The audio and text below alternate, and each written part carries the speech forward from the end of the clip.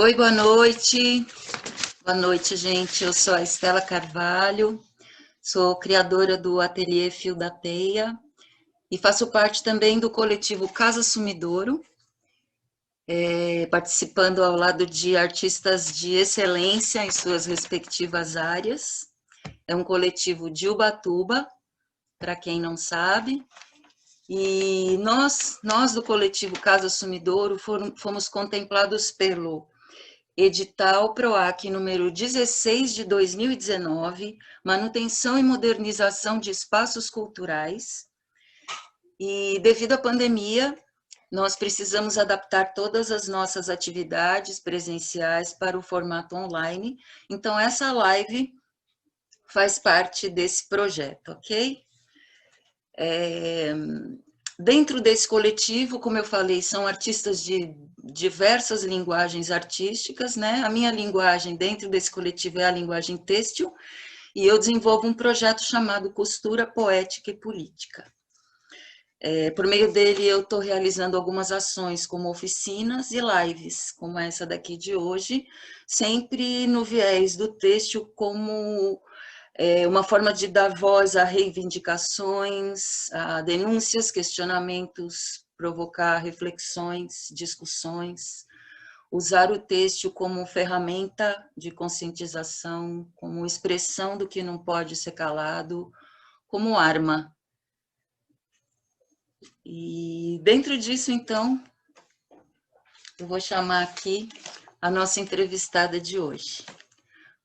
Mulher preta periférica, artesã, comunicadora e brincante da cultura popular. Atua na descolonização do corpo, alma e mente por meio de oficinas e contações de histórias com as bonecas Abayomi. Com vocês, Betânia Souza. Olá, muito boa noite a todas. Em primeiro lugar, eu quero agradecer ao Fio da Teia, Casa Sumidouro, por esse espaço, por estar aqui. Como a Estela disse, meu nome é Betânia, eu sou nascida em Ladainha, Minas Gerais, criada desde os 40 dias de vida aqui em Ubatuba, né? Recebi uma criação bastante caiçara, porque minha mãe se casou com um pescador quilombola, lá do Quilombo da Fazenda, onde a nossa tradição de comer peixe, banana, pisar na terra e adorar o mar foi muito bem posta. E para a gente iniciar aqui, eu vou trazer para vocês a história dessa maravilha que se chama Abayomi, né, que é o que me faz estar aqui hoje. E graças ao Fio da Teia, eu também descobri que sou uma artista têxtil, né? Eu gostaria de convidar a todos vocês que estiverem aí a se acomodar, a fechar os seus olhos, ou não, a respirar bem fundo, a imaginar o mar, as águas, porque a gente vai navegar num tempo bem distante. Um tempo onde Brasil ainda não era Brasil. Um tempo onde um povo foi trazido para cá contra sua vontade, para passar por um destino bastante sofrido, cruel, maldoso. As Abayomis, elas vêm aqui para nossa terra junto com os porões dos navios negreiros. Conta-se que quando a África foi invadida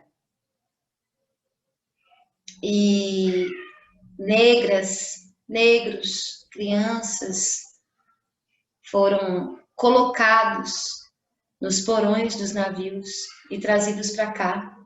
Durante as viagens, que eram longas, meses de viagens, onde esses corpos, muitos não resistiam e eram lançados ao mar, e os que resistiam conseguiram chegar aqui.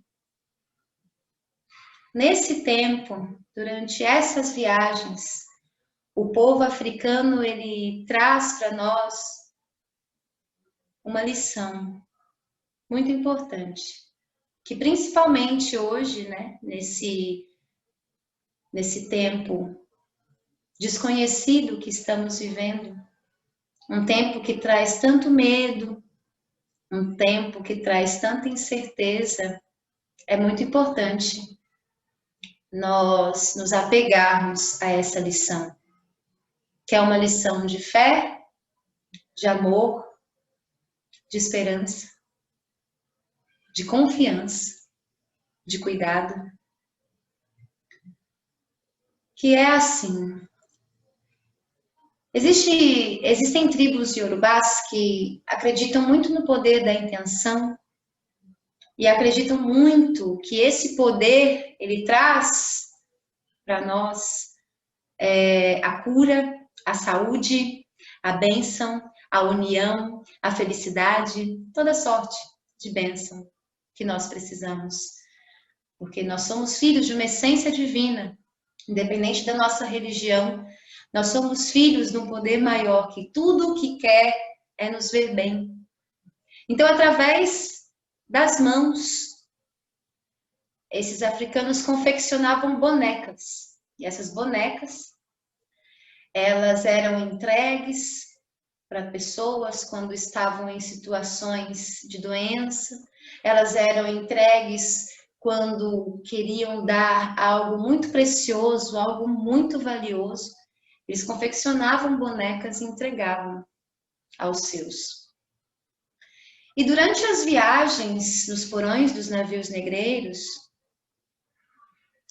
as mulheres, elas rasgavam as barras das saias e confeccionavam essas bonecas, que são bonecas feitas sem nenhuma costura, sem cola, sem nada, apenas tecido e nós. E elas entregavam essas bonecas para os seus ali, em especial para suas crianças, a fim de trazer para elas naquele momento tão desesperador que, se nós fecharmos os olhos e nos imaginar no porão de um navio, sem saber para onde está indo, junto com gente que você não consegue nem entender o que está falando, é muito desesperador. Não dá nem para imaginar, é inimaginável o que o povo preto sofreu para chegar até aqui. E elas confeccionavam essas bonecas e entregavam aos seus, a fim de lhes dar o melhor de si naquele momento. Então, eu estou aqui hoje para apresentar para vocês essa história, para quem não conhece, para quem já conhece, para resgatar a memória e focar na importância que é nesse momento tão desafiador que a humanidade está vivendo, nós nos conectarmos com um pouco de esperança, nós nos conectarmos com um pouco de arte, através do simples, através de tecidos e nós, que são as bonecas abaiomis. Abaiomi é uma palavra em Yorubá que eu já vi várias traduções e a tradução que eu mais gosto de usar é onde Abai significa encontro e Omi significa precioso. Então é um encontro precioso. E eu espero que esse nosso encontro aqui hoje seja uma verdadeira Abaiomi para vocês, para mim já está sendo. Eu espero que na trajetória de cada um que está aqui nesse momento, Abaiomis possam acontecer E também significa o melhor de mim para você. E a minha Bayomi, para começar a nossa prosa aqui, é a história dela que eu trago para vocês. Muito obrigada por estar aqui mais uma vez. Eu agradeço por esse espaço incrível e necessário que foi criado para nós aqui hoje. Viva as Abayomis nas nossas vidas.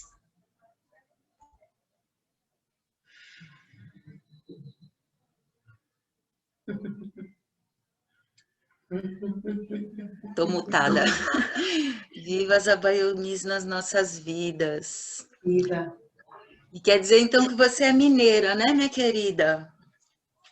Sim, o meu berço, né? Meu ninho foi mineiro, né? Na verdade, assim, a minha história, ela é...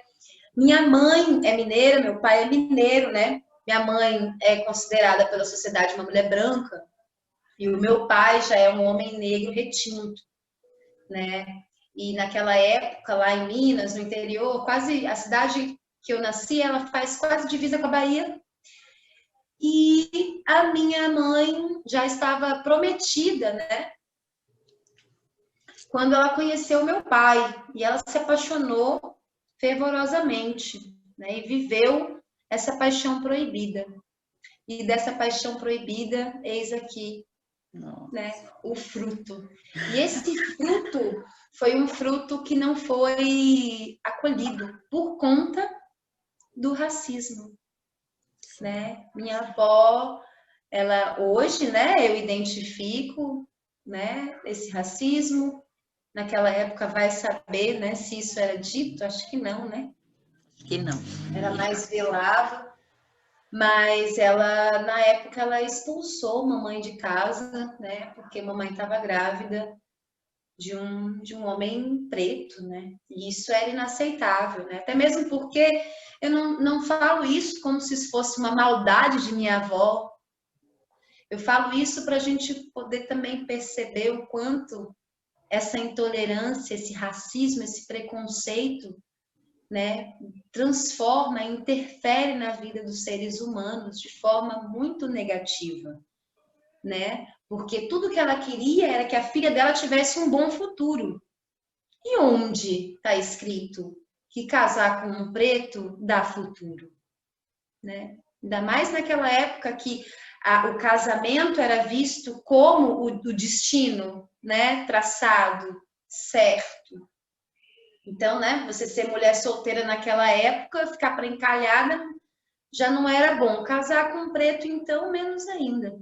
Então, como foi muito conturbado todo esse amor proibido, toda essa gestação, né, minha mãe, né, saiu da casa da minha avó e havia, inclusive tem uma lenda que conta que lá em Ladainha, no final de 80, virou uma cidade fantasma, porque os mineiros vieram todos para Ubatuba, né? E isso não é mentira, né? A gente tem aqui as construções, né, de Ubatuba, os homens vieram para trabalhar nas obras e as mulheres para trabalhar nas casas, né? Então minha mãe foi caseira, no bairro da Lagoinha, durante 5 anos, né? E assim, se você vai perguntar, assim, existem bairros como Maranduba, Bela Vista, existem vários bairros que a população é mineira. E se você pergunta de onde é, sou de Ladainha. Olha, eu vou confirmar essa versão aí que você está falando, não sei de ladainha, mas assim, quando eu morava na Pedreira Alta, só tinha vizinho mineiro. Sim, ou é Tem muito Ladainha, ou é mineiro. uma cidade vizinha, mas esse povo mineiro, ele trabalhou nessa construção aqui, né? Então é tudo Minas, né? Então eu vim para cá, eu tinha 40 dias de vida. Então eu me considero caiçara. Total, totalmente. Ixi, quem travou? Eu ou a Betânia? Alguém travou? Eu acho que nenhuma de Não? nós. Deu Eu uma tô te trava. ouvindo, tô te vendo. Ah, então tá bom. Então vamos embora. Vamos embora. Vamos. Bom, e daí a sua mãe veio, seu pai veio, e você como caiçara, você fazia as coisas de caiçara, como é que foi essa história do racismo para você aqui Minha em mãe, minha Ubatuba? mãe se separou, minha mãe se separou do meu pai, eu tinha 5 anos de idade, né? E ela se casou logo depois com um pescador quilombola, né, chamado Geraldo da Conceição Braga, lá do quilombo da fazenda, né, no qual ela conviveu até ele fazia passagem, né, teve 2 filhos com ele. E essa vida, né, da pesca, né, de ver o pai 15 dias, porque eu considerava como pai, 15 dias em terra, 15 dias na água, né, a Mas vida. você morou no quilombo da fazenda? Não, Desculpa. nós nunca moramos. Meu pai de criação, Geraldo, ele saiu do território antes, né, de conhecer minha mãe, ele saiu muito jovem.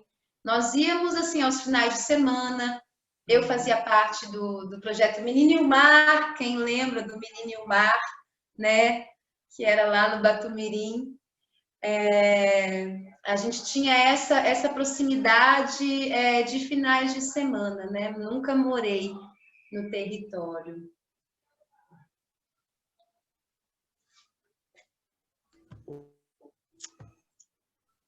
Tô brigando aqui com o Mickey.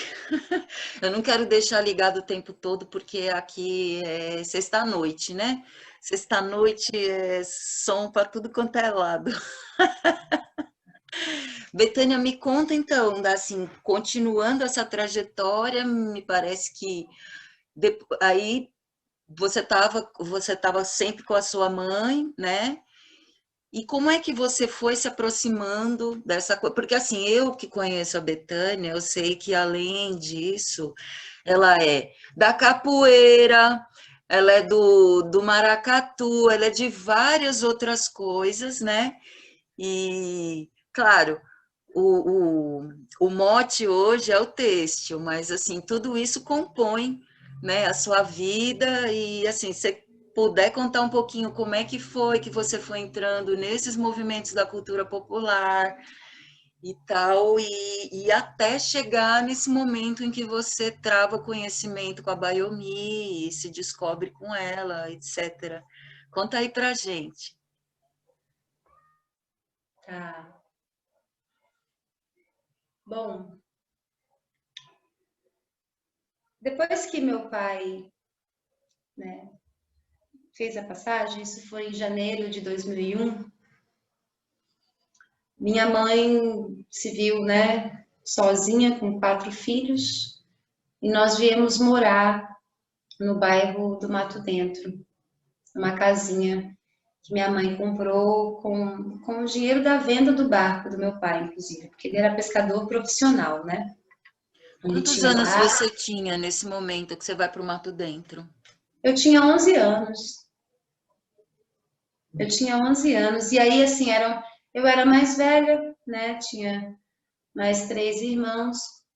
E então a gente começou a viver uma vida de bastante vulnerabilidade, né? Porque nós fomos morar num barraquinho, né? Eu, minha mãe, meus irmãos, uma casa pequena, né? Era um cômodo pequeno, não tinha nem piso, né?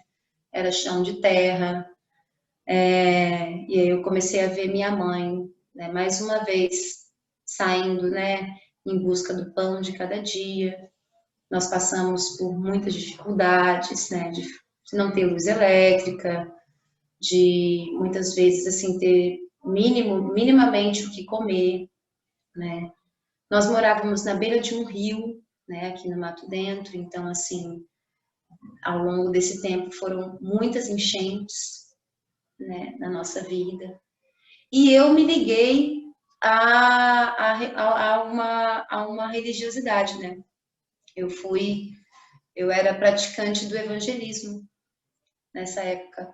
Eu fiquei até os 16 anos no evangelismo. Aí eu me lembro que eu estava lendo, assim, uma parte ali da Bíblia, e tinha uma parte que falava assim, maldito o homem que confia no homem. E eu, né, assim, adolescente, né, jovem, né, já trabalhava, Eu comecei a trabalhar com 12 anos de idade, eu fui trabalhar na casa de uma mulher para cuidar dos filhos dela e da casa dela. Fiquei quase um ano nisso e depois disso eu fui trabalhar como office girl num consultório odontológico, assim, que inclusive quem tinha me indicado era uma das irmãs da igreja, né?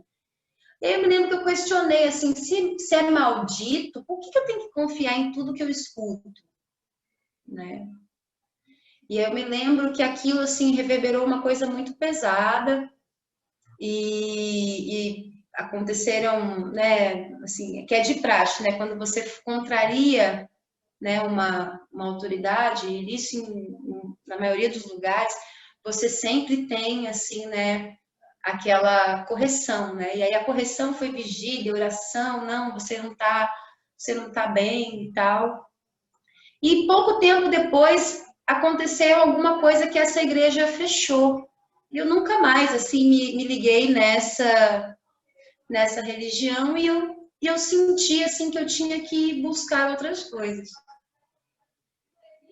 Aí o tempo foi passando, nisso eu já estava trabalhando, já tinha sido já tinha passado de office girl para secretária de dentista, depois eu era secretária e auxiliar de dentista, e aí foram 5 anos trabalhando com isso, e aí chegou um momento em que eu não queria mais aquela área ali, passei por uma perda na nossa família, que foi a morte da minha irmã, né, que a minha irmã, ela fez a passagem com 4 anos num ataque de pitbulls, então foi algo que mexeu muito com a nossa família, assim, e comigo mesmo. E aí eu saí desse consultório e fui trabalhar em outro lugar. E trabalhando nesse outro lugar, eu fui conhecendo, que era uma loja, fui conhecendo outras pessoas.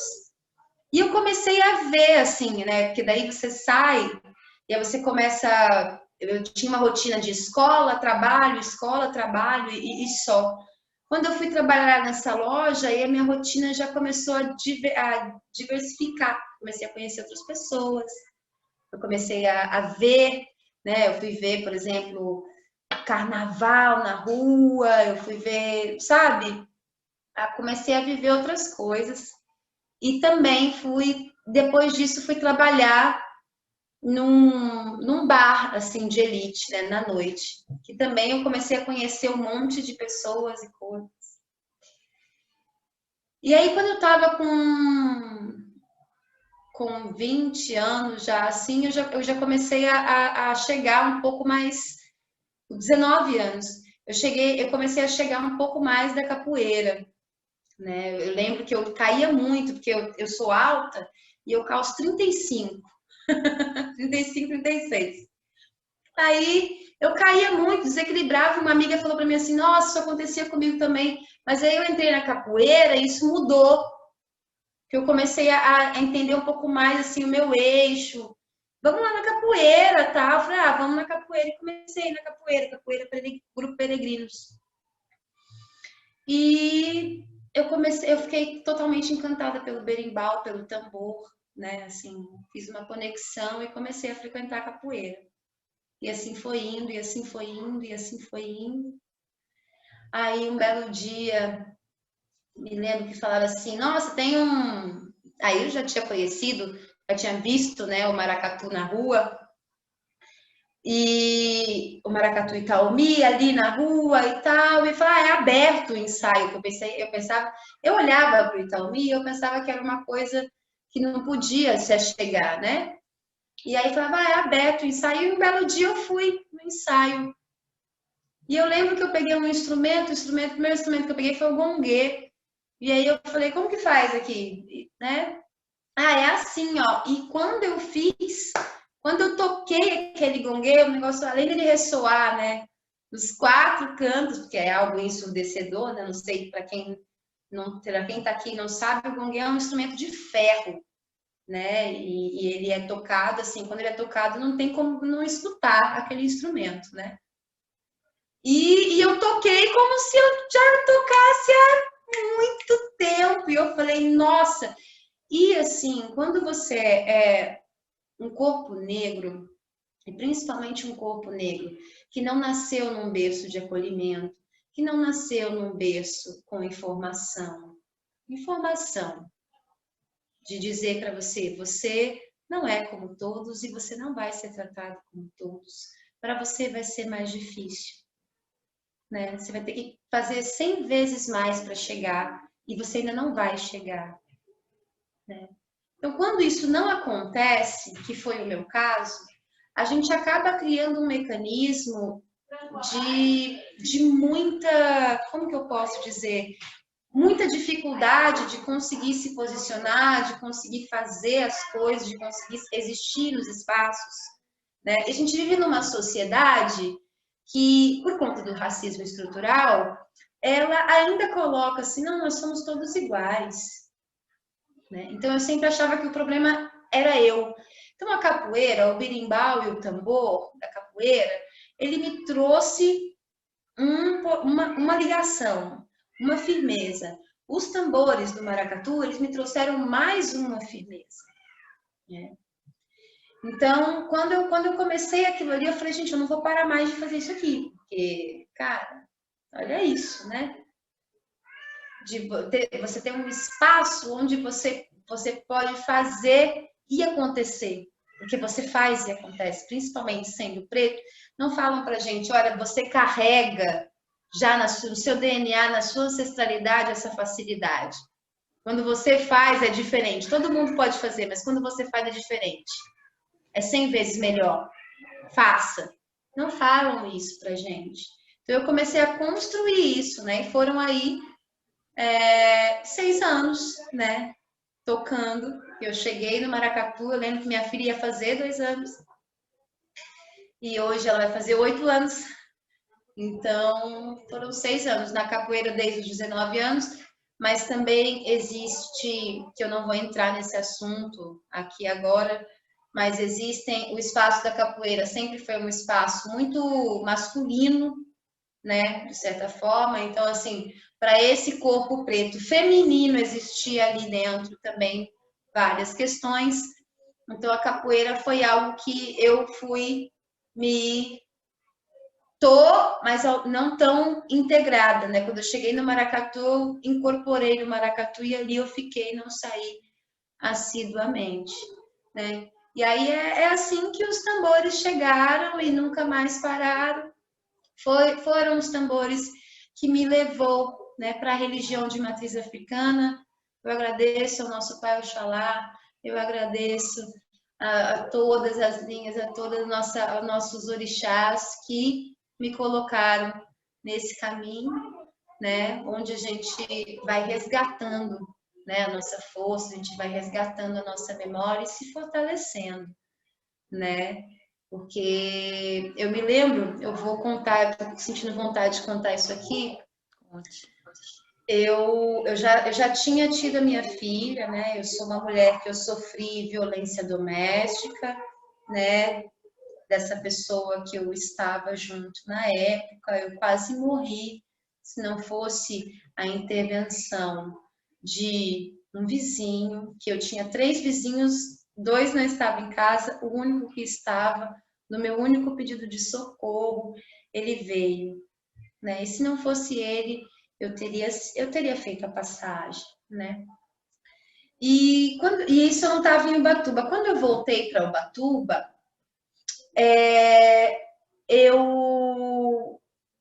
eu passei ainda por aquele processo que a gente fica totalmente perdida depois de passar por uma violência. A gente fica totalmente sem saber onde a gente vai, com quem que a gente vai, o que que a gente faz, né? E eu lembro que minha mãe, né, ainda estava muito apegada nessa questão do evangelismo, minha irmã também, né? E eu fui numa igreja, né?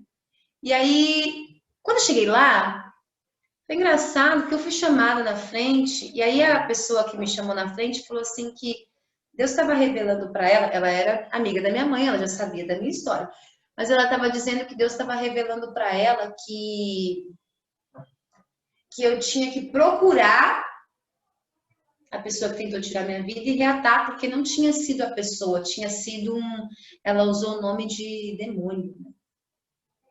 E eu me lembro que nesse dia eu falei um palavrão ali dentro, eu falei para a pessoa, né? Não vou repetir o palavrão aqui que não é da minha né, da minha, né, é do meu naipe. Mas eu É falei, fina, eu quero elegante, sair. maravilhosa, seu naipe. Não precisamos, né? Mas eu falei, eu quero sair daqui agora. E aí eu tive a certeza, porque eu sempre fui uma pessoa muito apegada à fé. E isso eu estou falando aqui, dá licença a todos os evangélicos, os católicos, os cristianismos aí, todo mundo. Máximo respeito à religião de vocês, máximo respeito a toda e qualquer religião. Entretanto, porém, eu sou uma mulher que eu preciso colocar que existem espaços que usam essa placa aí de vocês para poder fazer com que a violência doméstica ela se propague e um sofrimento da mulher, que é sempre a mulher que é culpada, é sempre a mulher que não orou o suficiente, é sempre a mulher que não fez o que ela tinha que fazer, por isso que aconteceu, por isso que o tal do Satanás, o demônio, está agindo. Mas não tem a capacidade de responsabilizar o homem que agride, que oprime, ou a mulher. Então, eu sinto necessidade, já que eu estou aqui nesse espaço, né, onde a gente está ao vivo, de trazer isso, só da gente prestar atenção, né? Se na sua casa isso não acontece, né? Que bom, né? E que seja assim em todas. Mas foi o que aconteceu comigo. E Estamos quando eu cheguei, cercadas disso, né? Mesmo que não saibamos, na vizinhança está acontecendo agora mesmo em algum lugar, né? Isso não, isso é a realidade. exato. Então, quando eu chego nos tambores, toda vez que eu tocava o tambor, e principalmente essa questão de tocar na rua, né, de você estar ali na rua e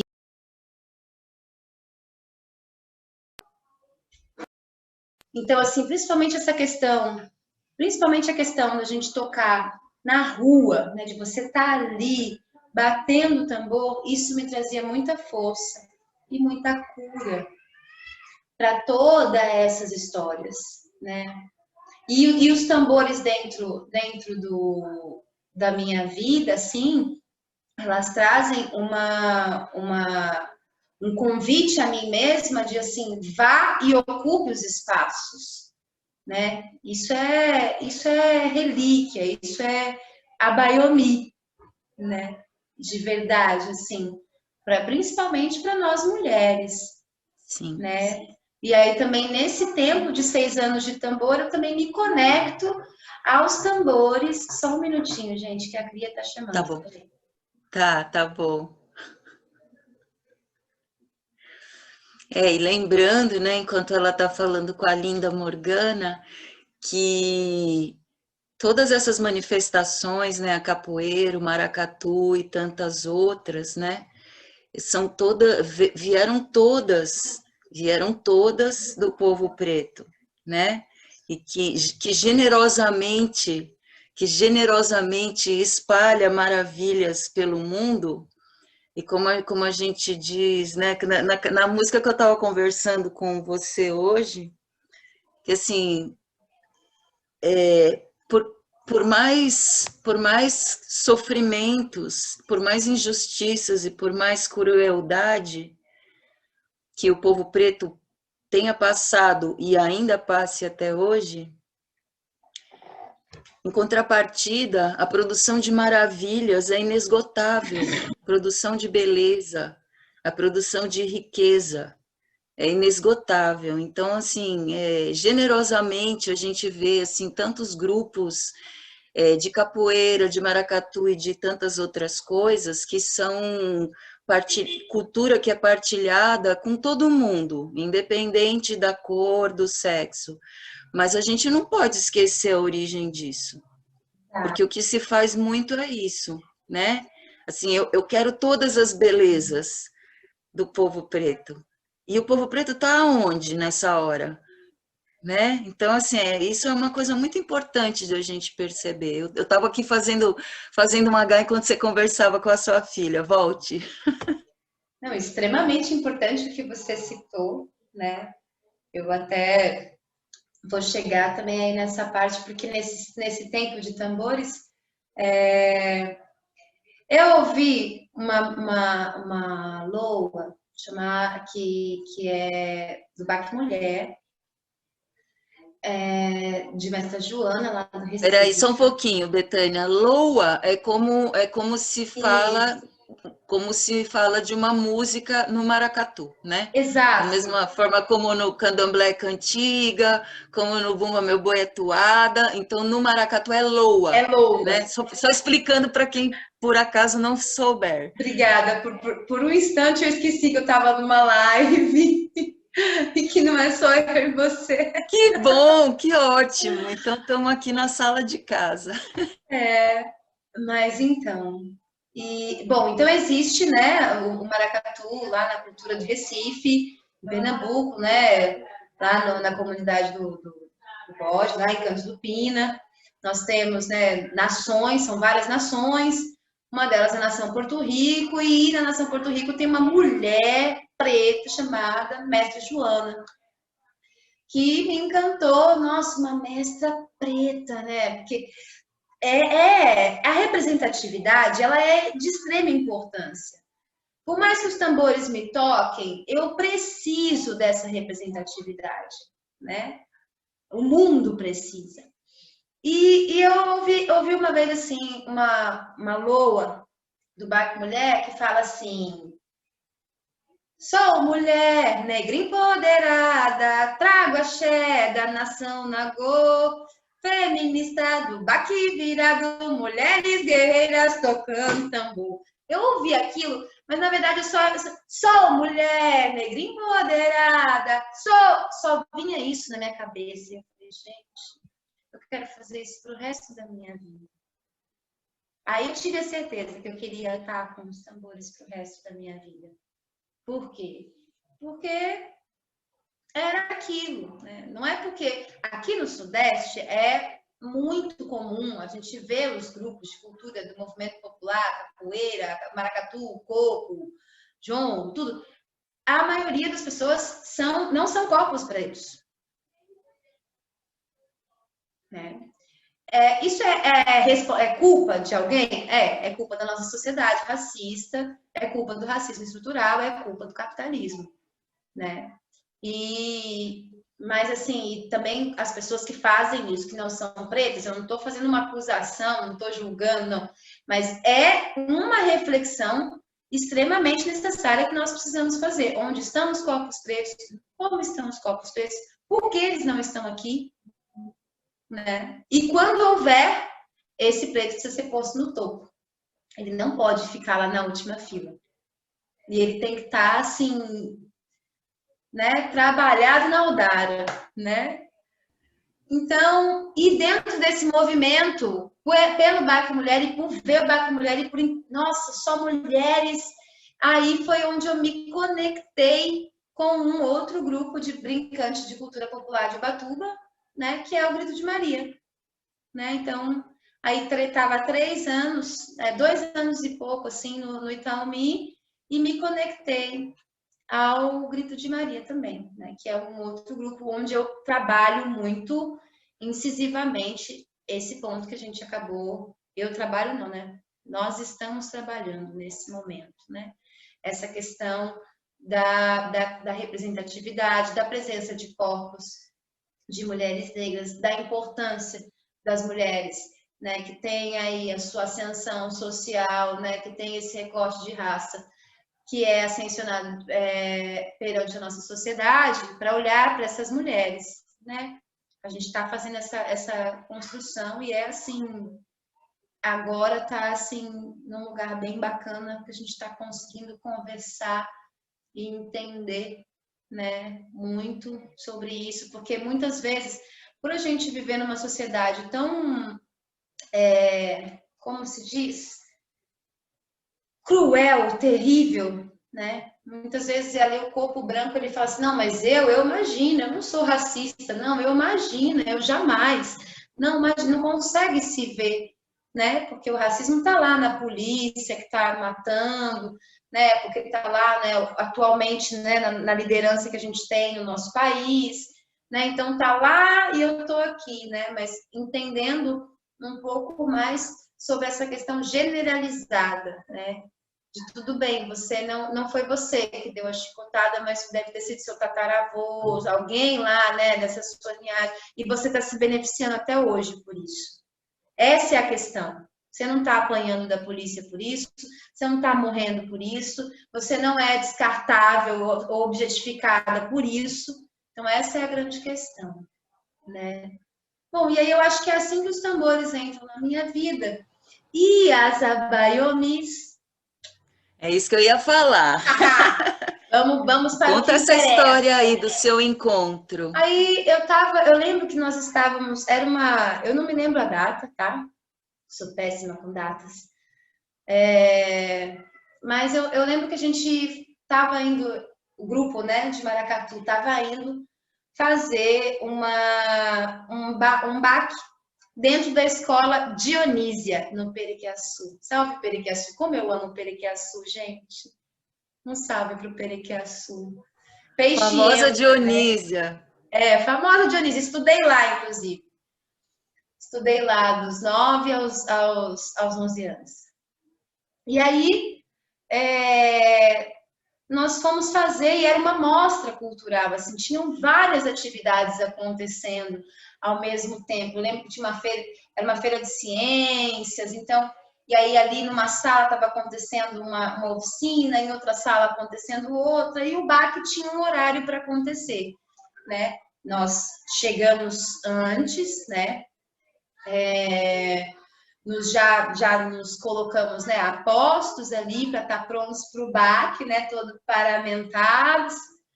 E eu falei, nossa, eu vou fazer o quê? E eu li lá a oficina de Abayomi. Não sei se ela está presente, mas assim, uma mulher que trouxe isso pela primeira vez na minha vida foi a Ana Bedoya. Não sei da onde ela é, mas eu sei que ela mora em Ubatuba, no bairro do Taquaral. Outro bairro que eu sou encantada, minha mãe mora lá hoje. E ela é do coletivo Casa Sumidor Ela também. é do coletivo Núcleo de Casa costura. Do núcleo têxtil do nosso coletivo também. Então, foi Ana Bedoya, maravilhosa. essa pessoa maravilhosa aí que estava lá, eu não a conhecia, assim muito bem, assim. E ela estava lá, bonecas Abayomis. Eu falei, Abayomi. A hora que eu ouvi, que eu li isso, eu falei, gente, o que é isso? O negócio me arrepiou a espinha. Eu falei, o que será isso? Que eu não fazia ideia do que era, né? E cheguei, entrei e falei, não, vou ficar nessa sala aqui, eu quero ver essa oficina aqui. Foi no mesmo tempo também que eu conheci o Palhaço Pilequinho, que foi o Palhaço Pilequinho fez uma apresentação e depois, logo na sequência, era a oficina de Abayomi. E eu fiquei ali, vendo ela fazer. E aquilo entrou dentro de mim, assim, muito forte. Eu já era mãe, né? Minha filha estava comigo ali. E o que mais me encantou foi que quando as crianças começam a falar, minha filha já falava, não sei, elas pedem muito, né? E essa questão dos brinquedos, que ela estava trazendo muito essa ideia assim para as crianças, né? Ó, bora brincar com a Bayomi também, crianças, né? Bora brincar com essa boneca sem rosto, porque ela tem um sentido, ó, é paninho, é nozinho, bora lá. E eu fiquei encantada com aquilo, porque aquela boneca parecia que ela brilhava, né? Parecia que saía uma vida de dentro dela e impactava o que estava ao redor. E eu falei, tá aí, minha filha quer ter outro boneco, eu vou fazer um monte dessa daí, porque isso daí dá para ter, né? É possível. E foi a primeira vez, assim, plim, eu lembro que eu cheguei em casa e eu fiz uma Abayomi. E aí eu comecei a fazer as Abayomis. E era engraçado porque, assim, todas as vezes que eu sentava para pegar no tecido, só o fato de pegar no tecido já era embarcar uma viagem. Quantas vezes eu enxuguei minhas lágrimas com aquele tecido? Porque é engraçado que depois que eu comecei a fazer, as pessoas olhavam para mim e falavam, nossa, parece com você. Muitas pessoas que nunca viram. É engraçado. Quem nunca viu, né? Mas falou, nossa, você que inventou, nossa, é você, né? Parece você. E porque daí, então, eu já estava, né, no meu processo. Quando eu fui para os tambores, aí eu já fui para o processo de colocar o pano na cabeça, de colocar a saia rodada, né? Que eu não punha. Inclusive, a questão da cabeça, assim, o cabelo, antes eu passava por um processo todo assim de esconder o crespo, né? Eu passava por aqueles processos químicos lá no salão de beleza, nada contra a mulher preta que faz, que deixa o cabelo liso, lindo, maravilhoso, se ela ama aquilo. Se ela faz aquilo porque ela gosta. Agora, se ela faz aquilo para estar dentro de um padrão na sociedade, aí já é para se questionar, que era o meu caso. Tive até queda de cabelo, assim. E aí foi onde eu percebi que eu estava doente, porque eu tive uma queda de cabelo aqui, e aí, ao invés de parar, eu só jogava o cabelo para o outro lado, assim. E continuava nesse processo. Até que foi aos 22 anos de idade que eu comecei meu processo meu processo capilar, né, de aceitação. E aí, aos 25, eu já estava, é isso aí, é meu cabelo, né? E aí eu já usava o turbante, já usava a saia, roupas coloridas, então, né, faziam essa associação, assim, eu falava, não, essas aqui são as abaiomis. E me conectar com a história delas, por conta de eu ter uma história, todos nós, seres humanos, temos histórias sofridas, doídas. Todos nós, independente de raça, de classe social, todos nós temos ali o nosso balaio para carregar, né? Que é composto por dores e por alegrias. Quando esse corpo é preto, quando esse corpo é pobre, quando é uma mulher, aí esse balaio ele cresce mais, ele se intensifica. Então eu pegava assim, eu lembro que eu ficava lembrando, porque eu passei por vários processos e lembrar da minha história sempre foi algo muito desafiador para mim. Eu preferi esquecer a minha história, né? E aí que está a importância desse têxtil como ferramenta, né? Que nem você trouxe. Porque toda vez que eu pegava no pano, era como se eu estivesse recebendo um convite para olhar para mim mesma. E quando eu recebi esse convite para olhar para mim mesma, aí é que começava o grande desafio. Porque se olhar nunca foi nem vai ser uma tarefa fácil. Eu já dei nós de quase rasgar o tecido. Assim como eu já dei nós muito sutil para poder compor uma bainha. E é muito lindo que casava com tudo, porque eu vivi violência doméstica, então, e sou mulher. Então, essa questão do cuidado, que na sociedade a mulher já não tem acolhimento. Na sociedade a mulher ela é só demanda para ela, né? Vai que ela aguenta, né? Taca nela. O patriarcado orquestra isso muito bem, né? Então, eu tive a oportunidade de estar com crianças e automaticamente estar com mulheres. Quem está com criança está com mulheres. E do nada, assim, você está ali falando, ó, corta assim, pega assim, agora nós vamos fazer. Daqui a pouco a gente já estava numa conversa do tipo assim, porque a minha mãe falava, não, porque a minha irmã, não, porque eu lembro, nossa, eu lembrei do cheiro que era quando meu pai chegava em casa, aquele cheiro do café que minha mãe passava por ele. Eram histórias que iam circulando, que aquilo era curativo, tanto para mim que estava fazendo, quanto para as pessoas que estavam participando. Aí eu falei, juntou a fome com a vontade de comer, né? Então, a baionia, ela traz para mim essa coisa de assim, você vai se curar e compartilhar. E cura compartilhada é cura, né? Não tem como não ser. Então, e me remetia e mexe muito... na ancestralidade, né, Betânia? Porque assim, quando a gente cura aqui, a gente cura também para frente e para trás.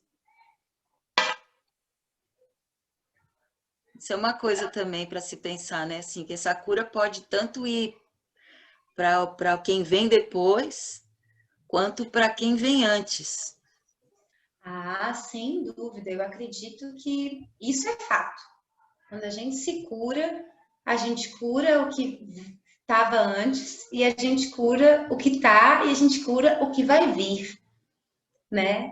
E quando a gente começa a falar, por exemplo, às vezes tinham histórias que eu contava, assim, né? Eu falava, nossa, eu me lembro também, nossa, eu me lembro também uma vez que a minha casa, eu me lembrei agora de uma mulher que eu lembro que minha casa deu enchente na minha casa e eu saí no meio, já deu enchente na sua casa?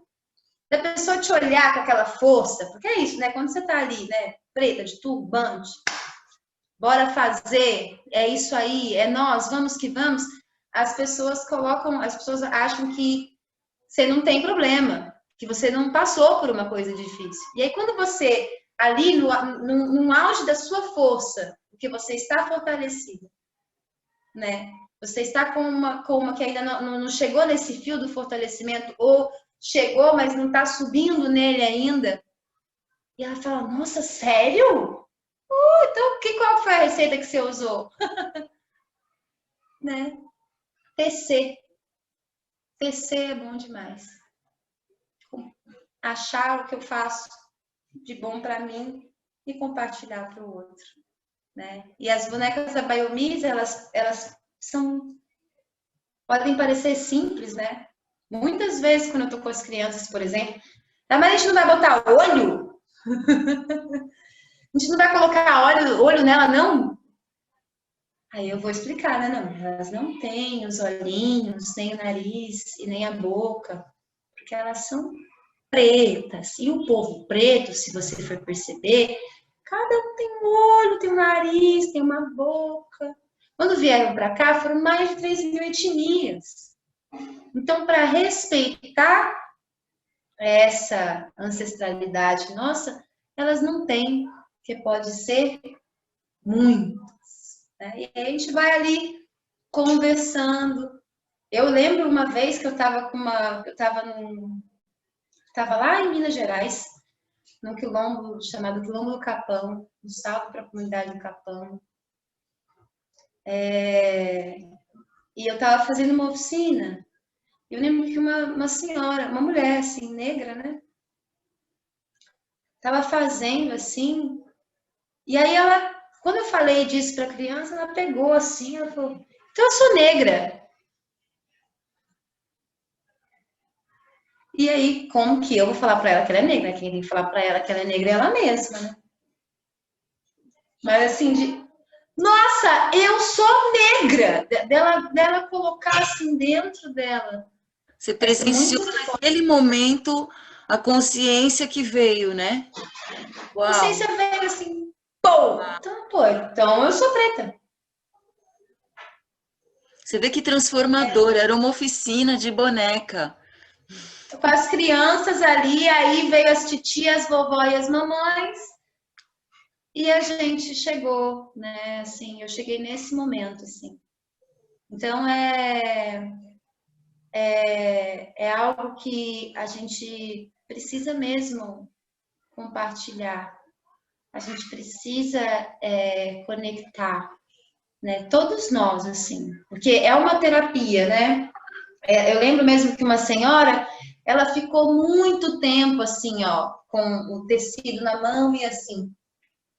Já vi gente falar, eu vou só olhar então e depois eu vou fazer. Aí ficava ali segurando, dobrava o pano, daqui a pouco desdobrava, né? E daqui a pouco fazia. Então, é uma forma muito, muito bonita e necessária de conectar mulheres, crianças, jovens, né? Homens. Em Minas, lá no Quilombo do Capão, foi muito bonito, assim, que teve a participação muito dos homens fazendo. Achei isso lindo. Né? Aqui no Sudeste a gente tem essa coisa, não, né? Eu não vou fazer coisa de mulher, né? Pelo menos dentro da minha vivência, né, gente? Não, mas é verdade. Mas, assim, Tem Mesmo para muito dançar, isso. né, Betânia? Assim, você Né? vai, Até você de vai para o pegar na Nordeste. mão, fazer uma roda, É, vamos fazer uma é, roda. Tem uma coisa de pegar na mão, assim, que é. Nossa, não vou pegar, não. é. E mexer o Mas quadril, lá tem então? mais. Não pode mexer o Ou quadril. aí, Umas nem. tonteiras, né? Umas tonteria.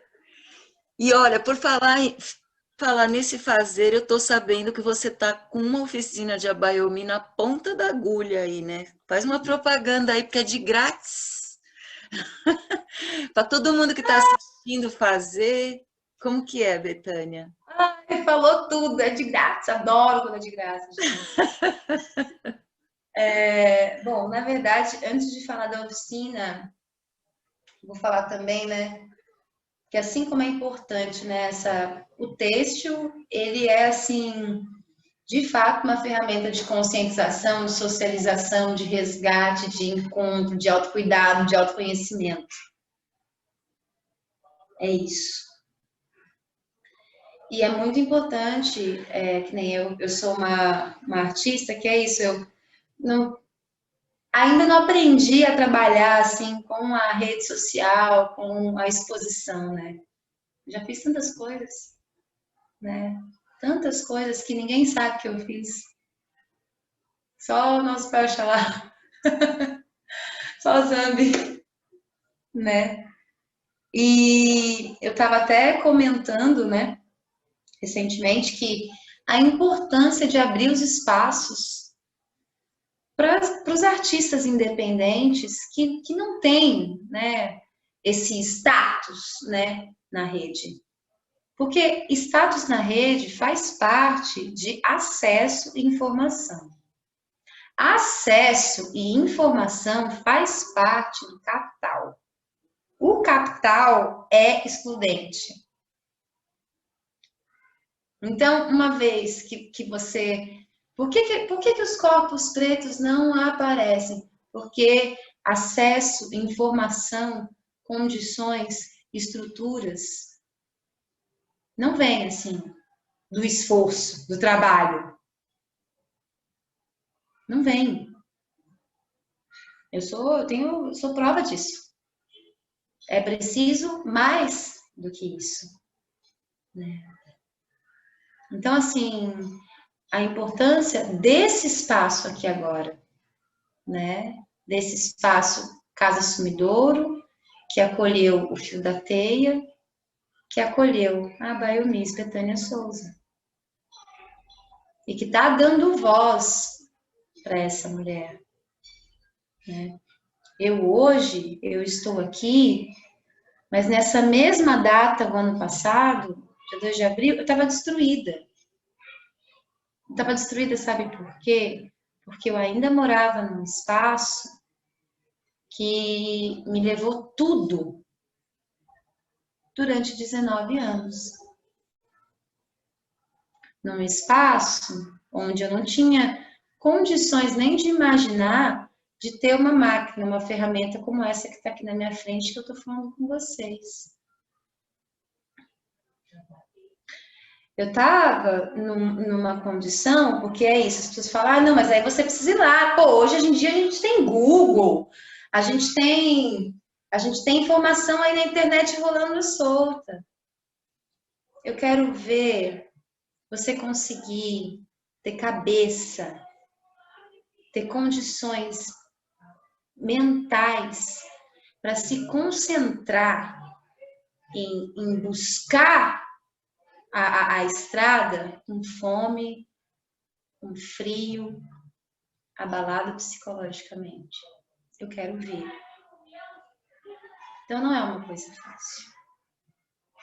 Então, para mim, assim, eu mais uma vez já falei a gratidão, mas eu vou agradecer mais uma vez aqui esse espaço. Esse espaço é importantíssimo, porque ele abriu a porta para uma mulher preta periférica hoje, para ela falar a história dela e falar o trabalho dela. Isso é de extrema Uma importância. artista mulher preta periférica. Que muitas vezes não consegue nem se pôr no lugar que é por conta de toda essa opressão. Então eu faço assim para todas as pessoas que estiverem assistindo essa live nesse momento. Quando você estiver num espaço, você estiver com o corpo preto, acolha esse corpo. Sirva esse corpo. Vê o que esse corpo precisa.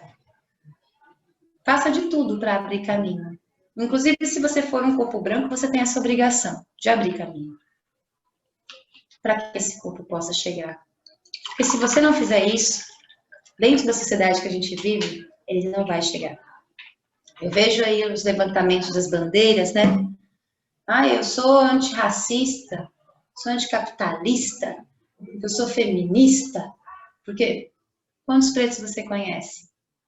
Quantas pretas você convive, troca afetividade? Não é só conhecer, tá? E não vale o filho da empregada ou aquele cara que trabalha lá no porteiro, não vale. Tá? Tem que ser conhecer. Conheço, sabe qual música que ele gosta? Sabe qual é a bebida, a comida preferida dele? Quantos? Aí, se você não conhece nenhum, aí o negócio tá pior do que a gente possa imaginar. É necessário que essa consciência chegue, né? E aí, continuando, vou falar, né, que esse projeto aqui a gente está acontecendo graças a um edital que foi aprovado. A importância dos editais, né? Porque a oficina, aí vamos chegar na oficina, na divulgação, aproveitar que é de graça. Uhul! A oficina que eu vou fazer é amanhã, às 5 da tarde, para poder, eu vou ensinar, né, vou mostrar como que faz a boneca Baiomi. Amanhã, às 5 horas da tarde, né, dentro do Festival Saber Criativo, que inclusive também é fruto da contemplação de um edital. Né? Então, a importância dos editais, principalmente nesse momento pandêmico. Se não for assim, não vai ser. Né? A gente precisa disso. E aí, se liguem na página do Festival Saber Criativo e 5 horas da tarde estejam lá com paninho preto, paninho colorido, tesoura, muito amor no coração, tudo que é de bom dentro de você para confeccionar a sua Baiomi. Sim. Não aproveitar a propaganda, né? Que a gente não pode deixar a propaganda, né? Não, vamos todo mundo amanhã às 5 horas É a na alma do página do negócio. festival. É isso, lógico.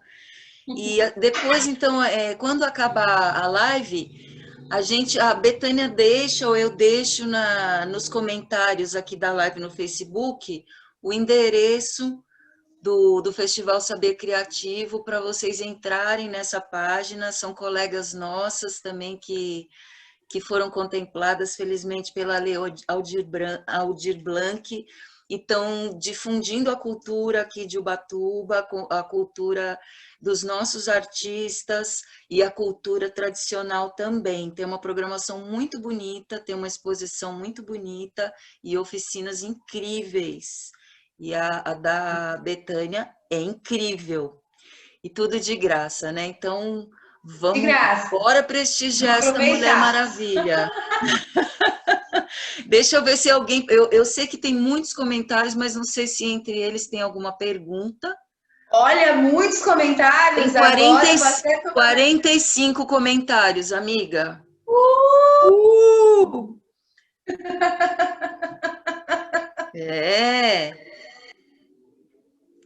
Todo Maravilha. Mundo falando coisas boas, depoimentos de resistência e luta,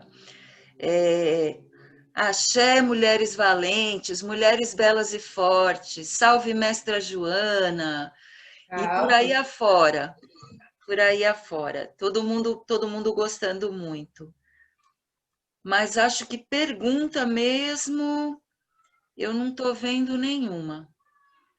Deixa eu ver. Que pena. Musa inspiradora, você é fortaleza, gratidão, Betânia, estou amando te ouvir, você é guerreira, maravilhosa. Então, assim, são só elogios, mas não tem nenhuma pergunta. Então, se você quiser você está livre para falar mais alguma coisa se você quiser. Nós já batemos os 1h10. Então, já, você vê como é. Mas assim, a gente não tem tempo aqui. A gente pode ficar batendo papo. Se você quiser continuar falando da sua história, tá todo mundo aqui a fim de ouvir. Pode continuar. Pode falar o que você quiser. A live é sua.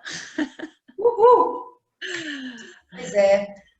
É uma pessoa que eu preciso também, assim.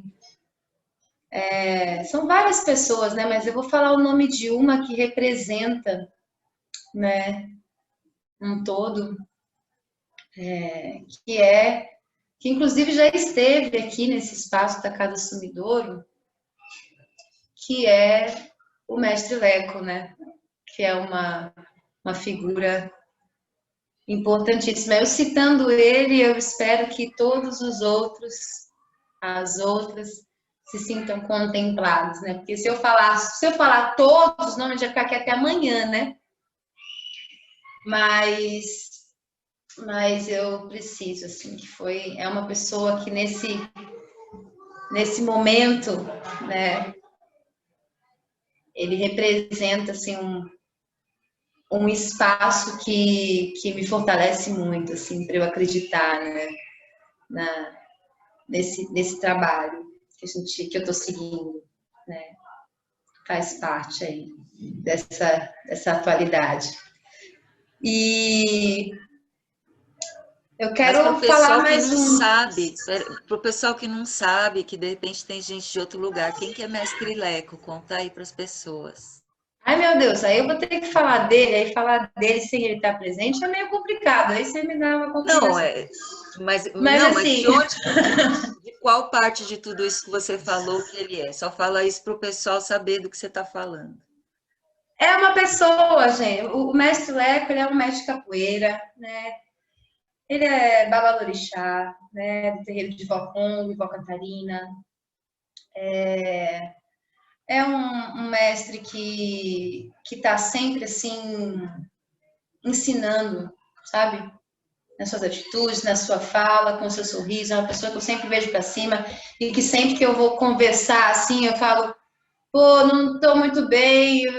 Mas por que não está bem? Né? Tá sempre trazendo, assim, uma força de levanta a cabeça e segue, vai. Vai que seus antepassados não tomaram chibatada pra você ficar aí parada, não. Né? E para quem quiser saber mais, assim, eu vou dar um spoiler, assim, mas tem já uma live, né, dentro do YouTube da Casa Sumidouro, né, com ele, Daniele Cristine, Dona Laura, lá do Quilombo, do Campinho da Independência. Então, procura aí, que daí você vai vê-lo e aí você vai fazer por si só, né, sua ideia de quem é Mestre Leco. Mas eu também cito ele porque aí eu cito Luana, aí eu cito esses irmãos e irmãs, as capoeiras, os irmãos da corrente, né, da tenda, eu cito tudo aí. Eu preciso, né, fazer essa citação, porque eu passei... Vou falar um pouquinho aqui, já que a gente tem tempo, e agora você me deu essa liberdade de falar mais, não sei, não falar para a Betânia que ela pode falar mais é igual falar para ela que ela tá indo embora, fica para janta, opa! Aí é fome com vontade de comer. Mas eu, assim, como eu atuo na descolonização do corpo, da alma e da mente, né? E essa frase eu tiro do Memórias da Plantação, da Grada Quilombo, e faz super sentido para mim trabalhar essa descolonização do corpo, alma e mente, porque eu acho que é de extrema necessidade que a gente faça isso na nossa prática diária. A própria pandemia está trazendo isso para nós, a nível mundial aí no planeta Terra, né, alcançando todo mundo. a gente consegue perceber, principalmente diante das ações do nosso país, né, o quanto a colonização existe. O quanto a gente ainda está muito enraizado com a criação da nossa nação. Está escancarado, assim, está sendo jogado na nossa cara. O quanto a gente ainda vive 1500. O quanto o 1888 foi uma grande farsa. Foi uma ação inconclusa, né? Porque a gente está vivendo aí o ápice da desigualdade, a gente está vivendo o ápice da crueldade, né? E mesmo assim, a gente ainda não está despertando, né? Então, para falar um pouco dessa descolonização do corpo, da alma e da mente, eu vou precisar falar, essa é a cura, eu vou ter que falar um pouco da doença, e eu vou passar por uma fase da minha vida, que foi quando iniciou um divisor de águas, tá? Eu venho já de uma genética, né? Onde as mulheres, elas têm uma questão com o psicológico muito abalado, muito violentado, muito agredido, ao ponto dessas mulheres perderem o fio da rédea. E eu, em 2018, eu passei por um episódio na minha vida de compreender, assim, que de fato não é só falando, ó, o racismo existe, tá? Olha, o capitalismo, ele é isso, ele existe, ele faz essa desigualdade social, tá? Ó, não é só falar. É um trabalho muito mais intenso, é algo muito mais para dentro, muito mais profundo do que isso.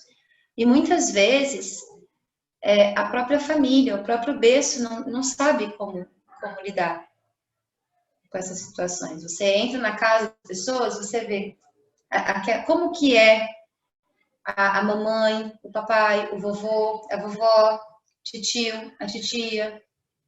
Geralmente, esses mais velhos, que são quem tem o poder, né, de trazer para a gente, né, poder, não digo assim, eu digo missão, né, de trazer para a gente o farol, também estão enraizados dentro de uma crença de não aceitar o quanto o racismo, o quanto o capitalismo ceifa as vidas. Isso aconteceu comigo.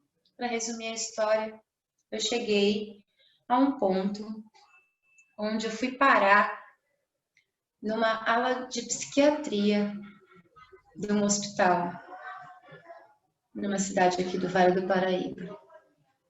Lá eu fiquei 29 dias. Eu me lembro que os quatro primeiros dias que eu fiquei lá, eu fiquei totalmente isolada e amarrada, contida, porque eu não queria aceitar a medicação. Eu ficava falando para eles assim: vocês não têm o direito de me manter aqui. Eu tenho o direito de sair daqui, eu tenho o direito de não querer medicação. E eu falava coisas assim, completamente com sentido. Mas o lugar onde eu tinha chego e o corpo em que eu habito faziam com que as coisas não fossem assim. Eu me lembro que teve uma enfermeira que chegou na portinha assim, ela falou assim: ei, se você continuar assim, você não vai ser desamarrada, você precisa parar. E aí eu olhei para mim naquela situação e eu falei: nossa, é verdade, se eu continuar aqui com a minha militância, eu só vou continuar aqui. Eu preciso, né? Preciso parar, né? Então é o que? É para tomar esse negócio? Então tá, vamos tomar. Eu sei que a partir do momento em que eu disse sim, eu concordei, eu fui solta. E aí eu ia lá naquela situação e eu falava: gente, será que eu vou sair daqui um dia? Meu Deus do céu, o que está acontecendo na minha vida? Onde eu vim parar? Por que eu tenho que... como é que eu cheguei aqui? Eu não consegui explicar nem como é que eu chego ali. E aí eu falei, já que tô aqui, né? Vamos lá, vamos enfrentar. E aí as pessoas começavam a chegar perto de mim, porque eu sou um imã, né? Eu sou um para-raio, assim, de pessoas vêm assim, né? Começavam a vir. Eu comecei a escutar as histórias, né? Que foi uma coisa que minha mãe sempre foi uma pessoa que ouviu muitas histórias dos outros, gente. Minha mãe, cada um chegava em casa, falava, e eu sempre ficava escutando ela, então comecei a escutar histórias, comecei a contar a minha história. Nisso eu já conhecia, né, maracatu, capoeira, coco de roda, já conhecia a história de Ubatuba, né, que é uma história bastante forte dentro dessa realidade que a gente está falando aqui, né? A marca, né, do Brasil.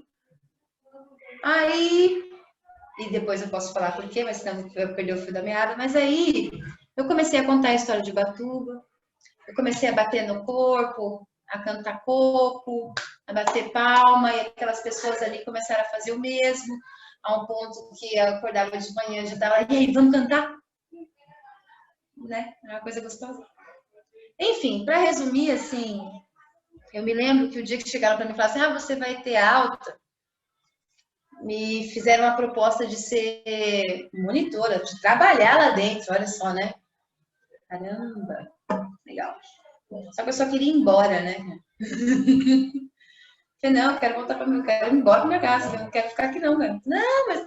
Aí eu fiquei lá, né, escutando, né, 2 horas lá dentro daquela sala, né, aquele povo, eu, meu Deus do céu, eu quero ir embora, vai me liberar ou não vai? E eu fui liberada.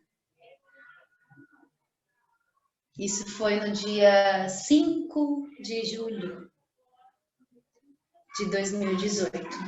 E aí, nesse momento, a minha vida começou a se transformar verdadeiramente.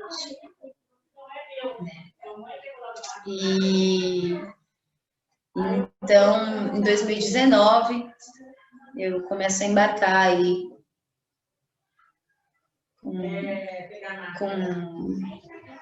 com ritmos, né? De começar a entender um pouco mais, assim, esse sistema. Foi importantíssima essa passagem na minha vida. Mas eu tô falando isso aqui para falar da importância de nós termos ferramentas como o têxtil, de nós termos a ferramenta como o berimbau, né, o tambor. Por quê? Porque essas ferramentas fazem com que a gente consiga descarregar, faz com que a gente consiga se encontrar, se autoconhecer, né? E conhecer o mundo que nos cerca. É de extrema importância que a gente tenha essas ferramentas para todos, principalmente para as mulheres, para os jovens e para as crianças. Principalmente. Porque é interessante que, olha só, né? Foi por quê? Foi porque eu levei ali dentro, naquele momento, uma ferramenta, né?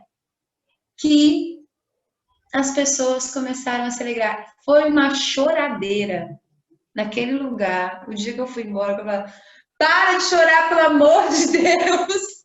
Eu tô feliz pra Dedéu! Fica bem aí, você também vai vencer, você vai sair daqui, né? E tipo assim, vambora, e vambora! Né? Então, assim, é muito importante a gente ter esses espaços. Né? E é muito importante a gente entender a questão racial, e é muito importante a gente entender a questão da desigualdade social no nosso país, para que quando a gente encontre os corpos, a gente não só rotule eles. Isso aí deve usar droga pesada, né? Isso aí deve fazer alguma coisa errada. Isso aí não bate bem da cabeça. Ao invés de a gente fazer esses rótulos, que são rótulos colonizados, porque a gente tem aí muitas pessoas falam Ubuntu, né? Às vezes é hashtag Ubuntu, sabe por quê? E quando uma pessoa estava mal lá na tribo africana, sabe o que eles faziam? A gente já deve ter escutado essa história. Colocava uma pessoa no centro da roda e todos iam lá para abraçar aquela pessoa, para dizer para ela onde ela tinha errado, para dizer para ela parar com aquilo. Eu sou porque nós somos. Era assim que funcionava. Agora, isso descolonizando. Agora, colonizando é rótulo. E para o sistema é número. Né? Então, assim, eu não vou adentrar em todos os detalhes desse processo, mas eu achei necessário trazer esse processo aqui, porque é algo importante.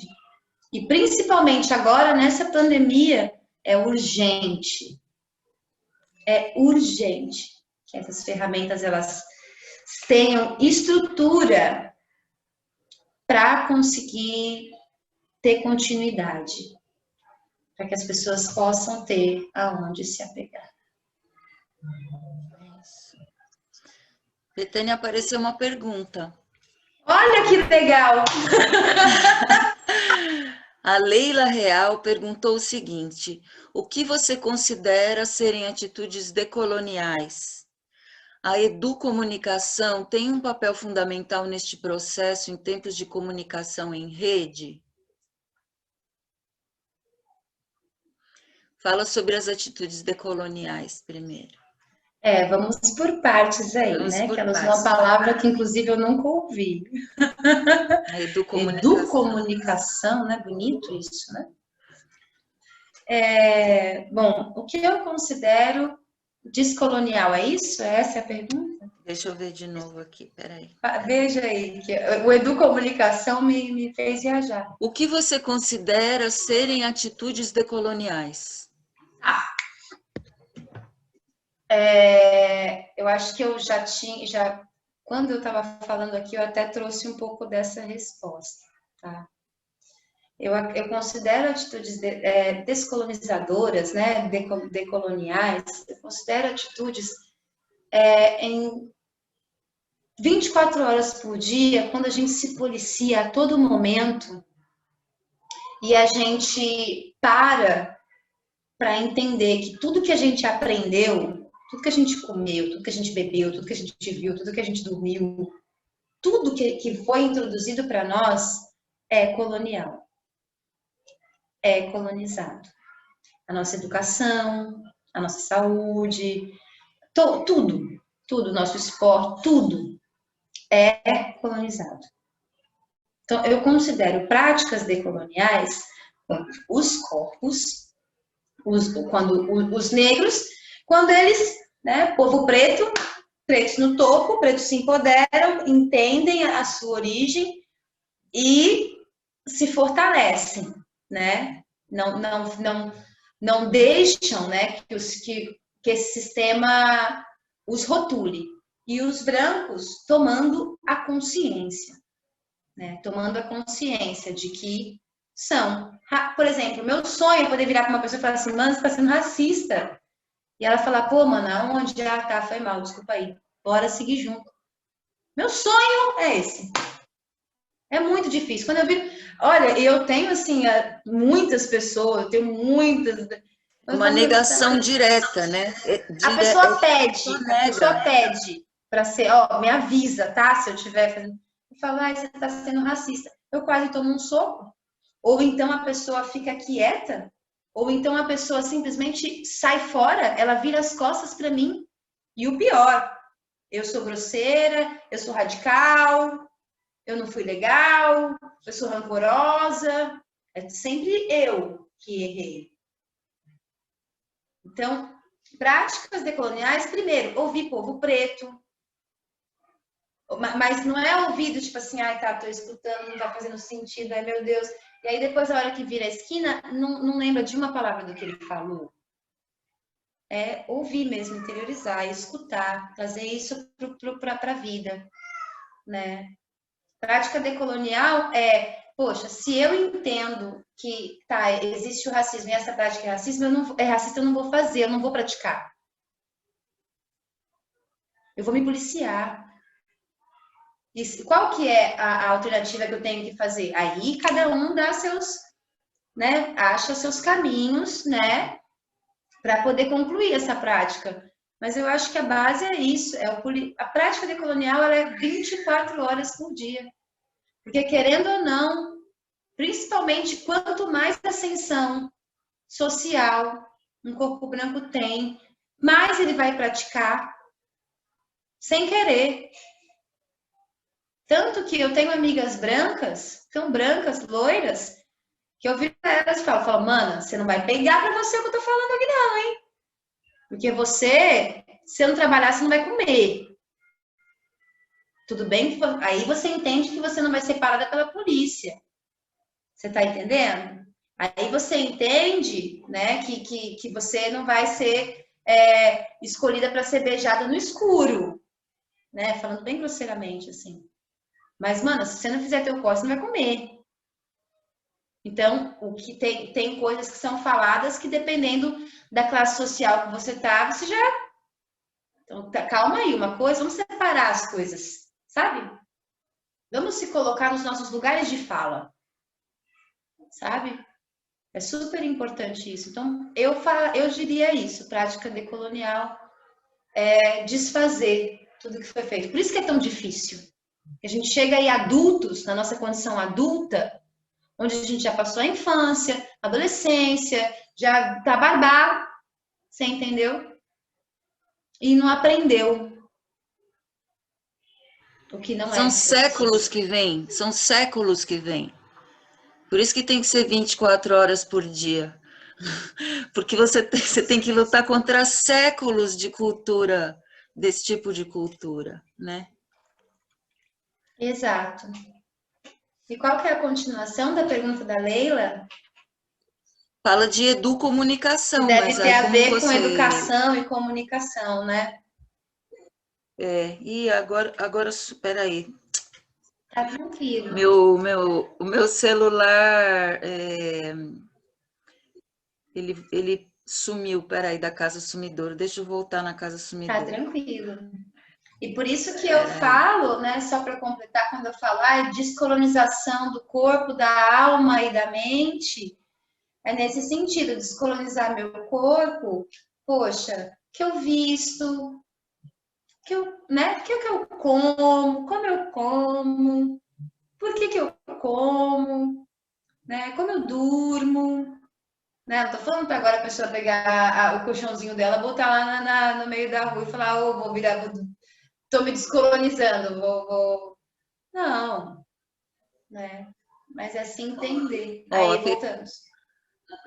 a pergunta dela é que se neste processo, a educomunicação tem um papel fundamental neste processo de descolonização em tempos de comunicação em rede? Opa, agora eu entendi a pergunta dela e sim, eu entendo educomunicação essa união, né? De através da comunicação educar, né? Então, assim, na verdade, o tempo em rede ele sempre existiu. Os nossos povos aldeados, né? As histórias das tribos, as comunidades tradicionais, ele sempre existiu.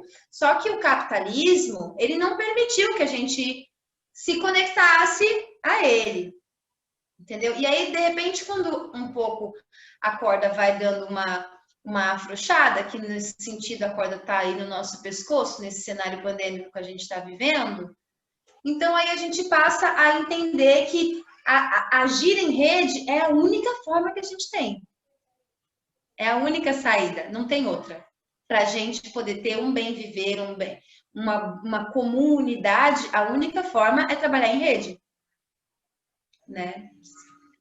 Que é a forma de romper com o sistema que é posto para nós, que é do INDI, né? A rede é de todos, o sistema é o INDI, individualista. Então, o que acontece? A gente acaba percebendo que a única forma é essa. Então, não é que agora é o tempo. É que, na verdade, a gente está chegando, assim, nos finalzinhos dos grãos da ampulheta, sabe? Sabe quando tá faltando só um pouquinho? Tipo assim, se a gente não se ligar, vai ficar pior do que tá.